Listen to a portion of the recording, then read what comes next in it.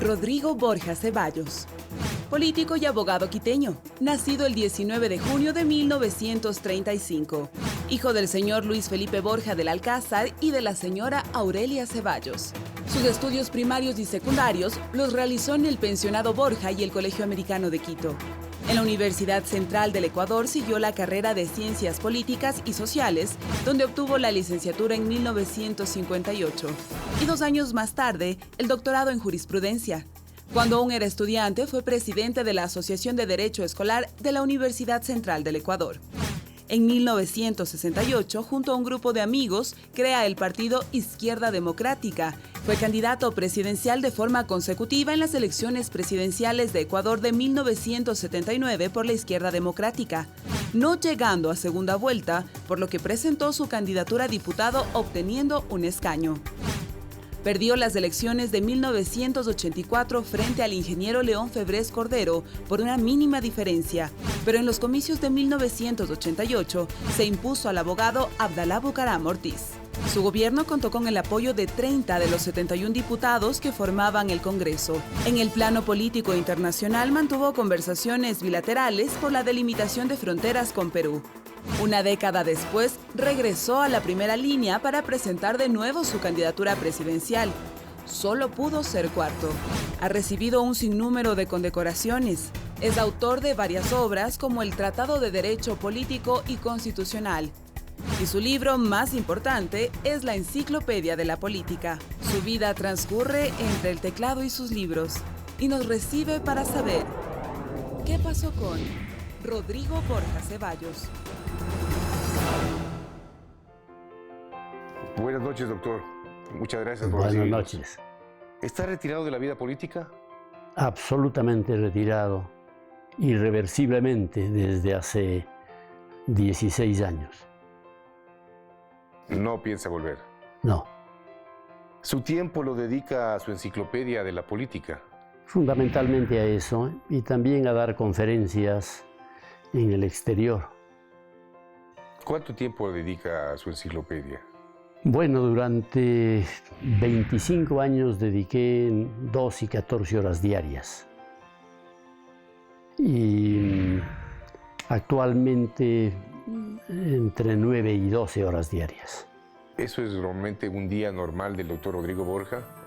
¿Sentarse en la computadora y sí, ampliar su enciclopedia? Sí, porque yo termino el trabajo exactamente a las 12 en punto de la noche. Y ahí voy a dormir. ¿Y sus viajes? ¿Qué nomás hace por allá? Bueno, pues ahí a dar conferencias, a dar cursos de materias políticas, económicas, internacionales, en fin, depende del tema que me señale la universidad invitante. Su pasión es escribir. Aparte de su enciclopedia, ¿está escribiendo algún otro libro o su biografía propia? Bueno, tengo varios libros, tengo 6 libros escritos. Sí. Entre esos tengo uno que se llama Recovecos de la Historia, que es una narración de los episodios anecdóticos que me han ocurrido a lo largo de mi vida. Si quiere le puedo contar uno. Pues vamos, venle. Venía de Haití y sí iba de Haití a República Dominicana a dar una conferencia. Yo fui a una mesa redonda en Haití. Había estado entre los oyentes el rector de la Universidad Nacional de la República Dominicana y entonces me invitó a ir a la universidad a dar una conferencia después de 3 días.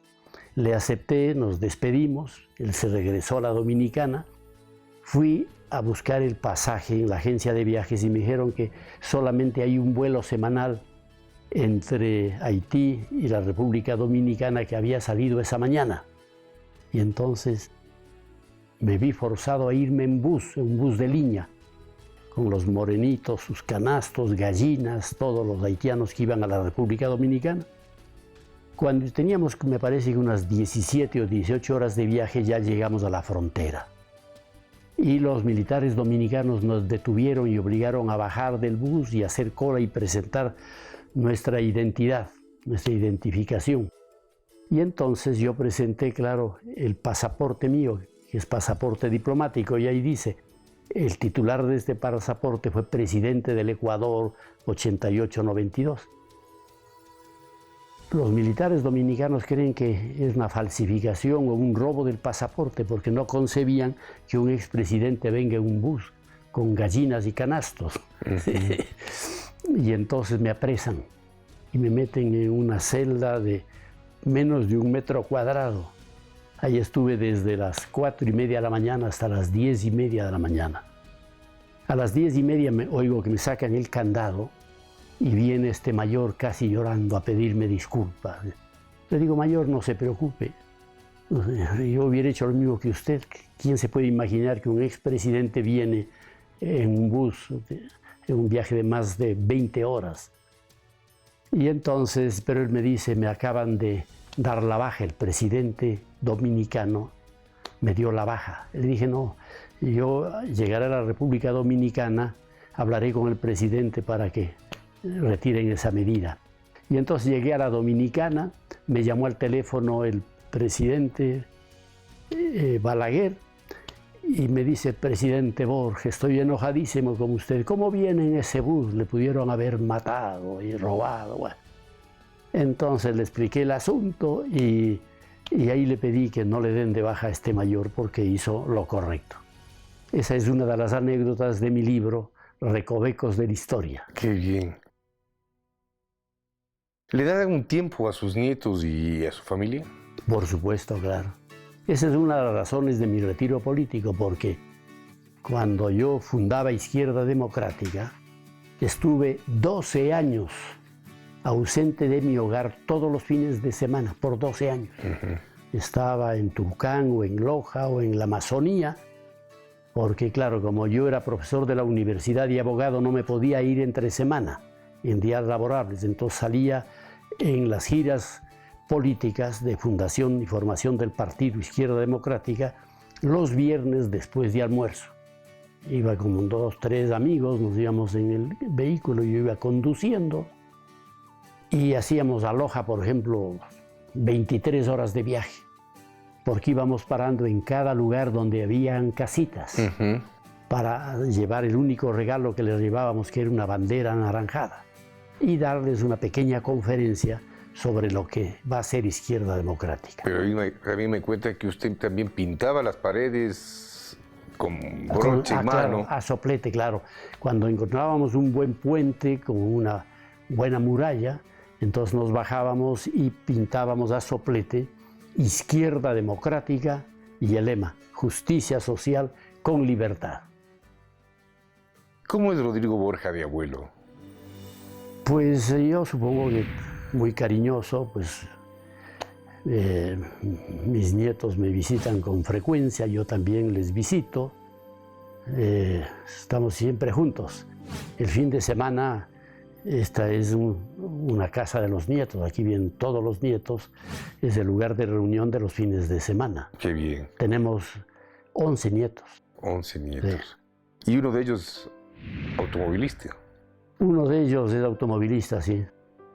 Salió genéticamente automovilista. Queriendo ya entrar en la Fórmula 1. Claro, se fue a vivir solo en Europa a los 14 años. Y entonces porque fue campeón mundial de go-karts. Entonces le llamaron las escuderías europeas, le invitaron, se lo llevaron, y entonces ha ido subiendo de categoría y hoy justamente va a correr el próximo sábado. Correrá, me parece que es en Italia, en la Fórmula 3. Ya. Irá bajando hacia la Fórmula 1. Para mantenerse bien, como lo vemos, usted juega tenis 3 veces a la semana. Yo juego 3 veces a la semana tenis o voleibol, ecuavoli. Ecuavoli. Sí. ¿Y en qué posición juega en el ecuavoli? Atrás. Atrás. Pero con una... diseñamos de diversa manera el campo de juego, porque yo cubro todo lo de atrás. Ya. O sea, el ponedor adelanta y yo cojo las bolas de la esquina del ponedor y del alzador, toda la parte de atrás. ¿Qué enseñanza le dejó su padre Luis Felipe Borja? Pues, por ejemplo, que el hombre no es más que la suma de sus actos. Esa fue una vieja enseñanza que él me daba. Y otra enseñanza era no tener miedo a nada, porque a mi padre nunca le escuché la palabra miedo. Me acuerdo que una ocasión él se batió a duelo, yo tenía unos 9, 10 años y me llevó a que vea el reto. Y entonces se dispararon y él se libró de la bala, pero el desafiante a duelo sí recibió un tiro en el brazo. ¿Vivió la política desde niño con su padre? Sí, yo creo que sí. Yo siempre estuve interesado en la vida política. Una de mis tías dice que cuando yo era niño, de muy pocos años, decía que quiero ser presidente del Ecuador. Caramba. Pero yo siempre hice política, claro. Sí. Perdí la campaña electoral para la presidencia del colegio, de los estudiantes del colegio, pero en la universidad gané las elecciones para presidente de los estudiantes de la Facultad de Derecho. Claro. Entonces, desde el colegio y la universidad hice permanentemente política. Son 5 hermanos con usted. Somos 6 en total. 6 en total. Sí. ¿Conoció la pobreza, doctor? ¿La pobreza? Sí, claro, porque mi niñez era de una enorme pobreza. A veces incluso nos repartían a los hijos en casas de los tíos porque no había almuerzo en mi casa. Fuimos muy pobres. Es decir, hubo 2 etapas. La primera etapa, yo vivía muy bien. De niño tenía la mejor bicicleta de los estudiantes del colegio, me acuerdo. Era la primera bicicleta con cambios. Entonces yo me iba al colegio en bicicleta, yo vivía en el centro de Quito. Y me iba al colegio en la Floresta en bicicleta, no en bus. Bueno, después mi padre cayó en la pobreza porque hizo un mal negocio. Él era agricultor y ganadero. Y entonces vendió el rejo, vendió el conjunto de vacas para comprar caballos de carreras. Se compró 12 caballos de carreras en el exterior, los trajo a Quito y eso le causó la quiebra económica porque los caballos de carreras son carísimos de mantener por la alimentación, por los cuidados de la salud, etcétera, etcétera.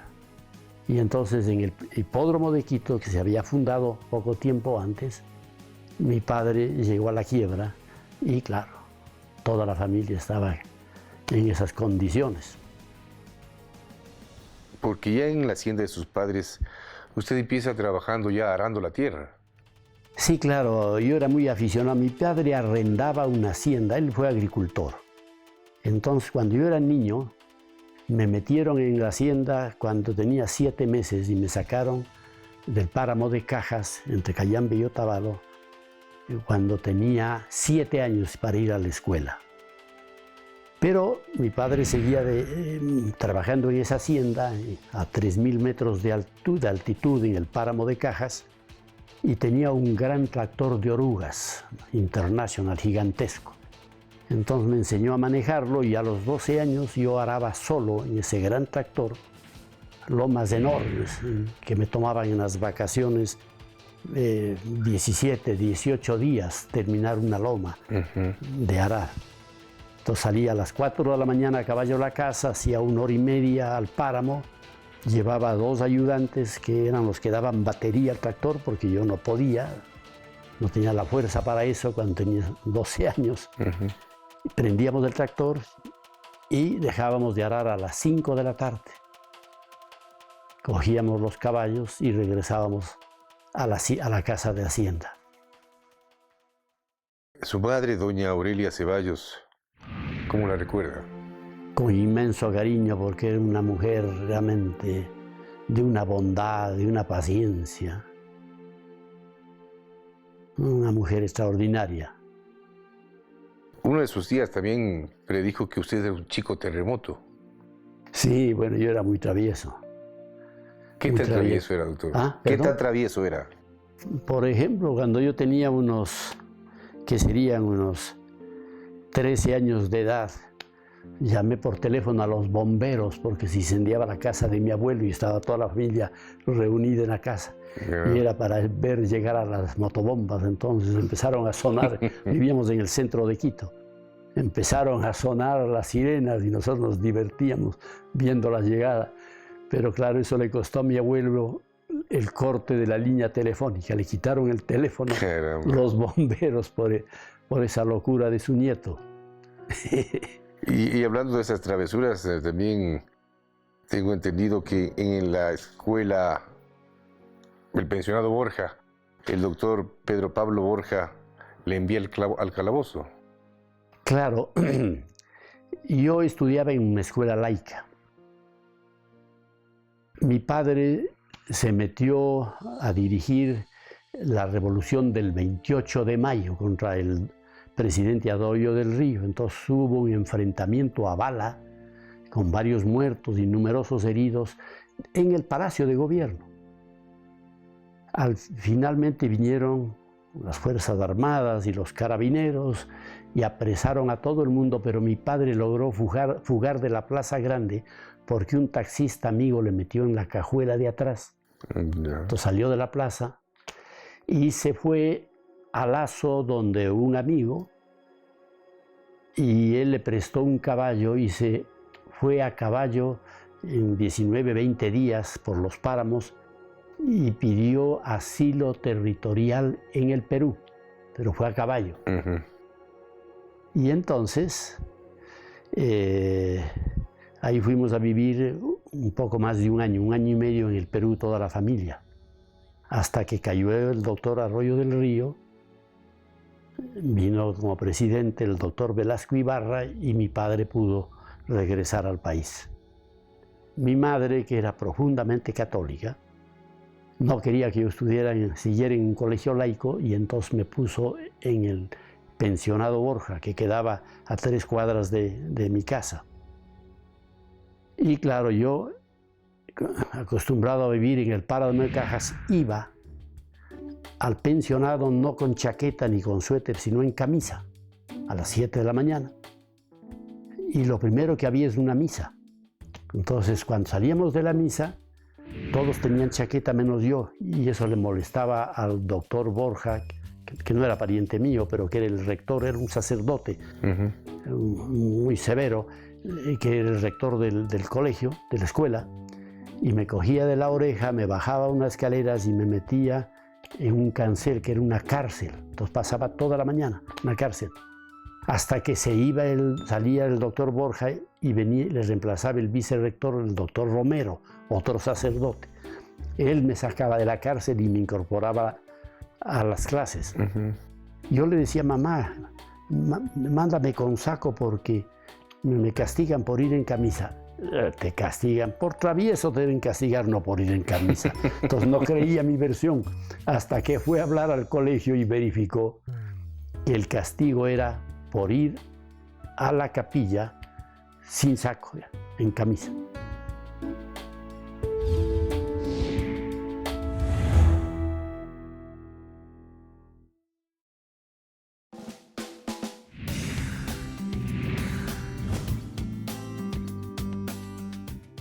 Usted es muy deportista, mi doctor. Ha jugado fútbol, básquet, fue también automovilista, vóley. Pero hay una anécdota muy simpática que va a Cali a inaugurar el Coliseo Cerrado. Sí, pero eso era con equipo de básquet. Con equipo de básquet. Pero se enamoró en Cali. Pero no fue en esa oportunidad. No fue, pero yo fui seleccionado del Ecuador a un sudamericano de tenis en Cali. En ese momento éramos 3 los delegados, los jugadores ecuatorianos: Eduardo Zuleta de Guayaquil, Miguel Olvera y yo. Y los 3 fuimos a un sudamericano de tenis en Cali. Entonces ahí me enamoré de la dama de compañía de la reina de Colombia. Quedé terriblemente enamorado. Y entonces... ¿Qué edad tenía esa? Yo tenía unos 18 años. Cerca de 18, por cumplir 18 años. Ya. Y entonces yo era locutor de La Voz de los Andes. Locutor de radio. también. Entonces yo trabajaba en el noticiario de las 5:30 de la madrugada de La Voz de los Andes. Yo hacía ese programa de noticias a esa hora. El locutor de Radio Pacífico de Cali me invitaba a hacer comentarios sobre los partidos de tenis. Y una vez le digo, caramba, estoy apenadísimo, me voy, retornaré pasado mañana a mi país y estoy locamente enamorado de esta chica. Y entonces él me dice, hombre, yo tengo que pedir vacaciones, a mí me toca vacaciones, debo salir por 15 días de vacaciones. Reemplázame de locutor en Radio Pacífico de Cali. Entonces fue fantástico, me quedé esos 15 días como locutor de Radio Pacífico de Cali. Y claro, al final ya tuve que despedirme de la chica y retorné. Pero vuelve después porque tiene una moto y iba en viaje. Claro, entonces me compré una moto de segunda mano, una Triumph, y le iba a visitar los fines de semana a mi enamorada a Cali. Pero eran, no me acuerdo si 18 o 19 horas de viaje en moto. Entonces yo desayunaba en Tulcán, almorzaba en Popayán y llegaba a las 4 de la tarde de ese sábado a Cali. Entonces así estuve casi un año, hasta que claro ya se dañaron las relaciones con mi enamorada, porque era imposible mantener Claro. ese... Además era una carretera muy peligrosa por los asaltos. Totalmente. Los delincuentes asaltaban. Yo tuve mucha suerte, nunca me pasó nada, salvo una bajada de llanta una vez. También fue boxeador y peleaba con alias, según dice la historia. Sí, yo era muy aficionado al boxeo, sí, a pesar de que mi padre me había prohibido boxear, sí. Porque no era Borja que peleaba, sino era Guerra o se llamaba Sí, claro, Moreno, sí, no sí. sé. Mena.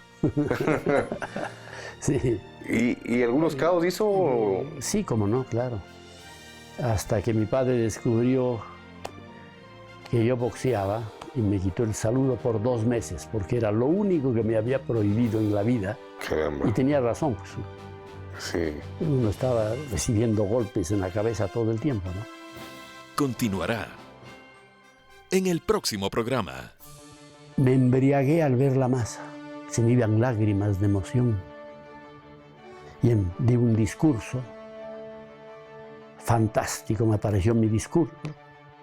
Y hay momentos en que yo decía, les pido un poco de silencio, unos instantes de silencio, por favor, que quiero decirles algo. Y venía el silencio de la multitud. Y era emocionante sentir eso, ¿no? Tal vez intentaron asesinarle alguna vez, o alguna vez vio la muerte. Sí tuve unos 6 episodios peligrosos. La idea era dar libertad, conquistar la libertad para el pueblo ecuatoriano, pero sin renunciar a la justicia social y a la equidad económica. Juntar estos 3 valores en una operación política. Y le pusimos el nombre de Izquierda Democrática. Y entonces convoqué a varios amigos para comunicarles esta iniciativa. Entre eso estaba Alejandro Flores y los que usted menciona y varios más. En su gobierno también usted no pidió oportunidad para vestirse de militar, submarinista, piloto, comando, paracaidista y hasta manejar un tanque de guerra. Bueno, lo del tanque de guerra era una afición, porque le conté, yo era tractorista cuando tenía 12 años. Y el sistema de manejo de tanque de guerra es exactamente al del tractor de orujas. Tiwinsa fue comprada con 55.000 nuevos soles peruanos en un contrato en una escritura pública ante una notaria de Perú. Esa es la historia vergonzosa de Tiwinsa, pero guardan en secreto.